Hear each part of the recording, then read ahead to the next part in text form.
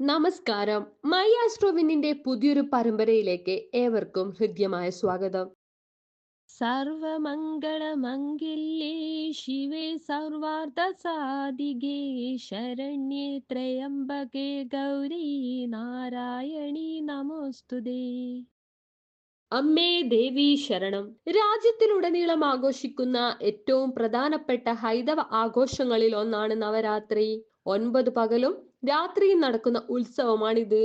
ഇന്ന് 2025 സെപ്റ്റംബർ 22 തിങ്കൾ, നവരാത്രിയുടെ ആദ്യ ദിനം. മാതൃസ്വരൂപിണിയായ ജഗദീശ്വരിയെ നവരാത്രി ദിനത്തിൽ 9 ഭാവങ്ങളിൽ ആരാധിക്കുന്നു. ഈ ദേവീ രൂപങ്ങളെ നവദുർഗമാർ എന്ന് വിളിക്കപ്പെടുന്നു. ആദ്യ ദിനത്തിൽ ആരാധിക്കുന്നത് ശൈലപുത്രി ദേവിയാണ്. നവദുർഗമാരിൽ ഒന്നാമത്തെ ദുർഗയാണ് ശൈലപുത്രി. നവരാത്രിയിൽ ആദ്യ ദിനം ആരാധിക്കുന്നതും ദേവി ശൈലപുത്രിയെയാണ്. പർവ്വതരാജാവായ ഹിമവാന്റെയും മേനാദേവിയുടെ മകളായ ശ്രീപാർവതി തന്നെയാണ് ശൈലപുത്രി. പർവ്വതരാജന്റെ മകളായതിനാൽ ദേവി പാർവതി എന്നും, ശൈലത്തിന്റെ അതായത് ഹിമാലയത്തിന്റെ മകളായതിനാൽ ശൈലപുത്രി ദേവി എന്നും അറിയപ്പെടുന്നു. പൂർവജന്മത്തിൽ ദക്ഷന്റെ മകളായ സതിയാണ് ശൈലപുത്രിയായി പുനർജനിച്ചത്.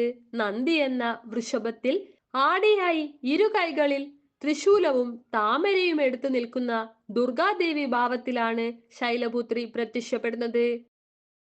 ബ്രഹ്മ വിഷ്ണു മഹേശ്വരന്മാരുടെ ശക്തികൾ ഒന്നിച്ചുമുട്ടിയ രൂപമാണ് ശൈലപുത്രി.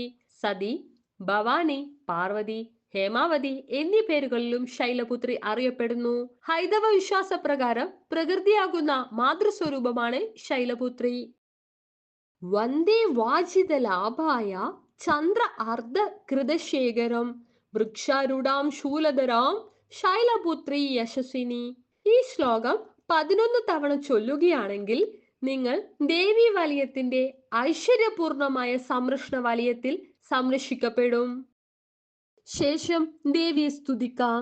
യാ ദേവി സർവഭൂതേഷു മാ ശൈലപുത്രി രൂപേണ സംസ്ഥിത നമസ്തസ്യേ നമസ്തസ്യേ നമസ്തസ്യേ നമോ നമ. ഇതും 11 തവണ ചൊല്ലുക. ഇതുകൂടാതെ നിങ്ങൾക്ക് ദേവിക്ക് നിവേദ്യം കൂടി സമർപ്പിക്കാവുന്നതാണ്.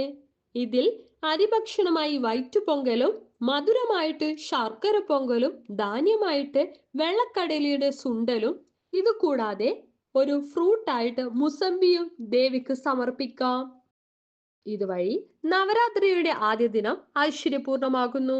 തുടർന്നും വീഡിയോ കാണാൻ ഞങ്ങളുടെ ചാനൽ സബ്സ്ക്രൈബ് ചെയ്യുക, മറ്റുള്ളവരിലേക്ക് ഷെയർ ചെയ്യുക. നന്ദി, നമസ്കാരം.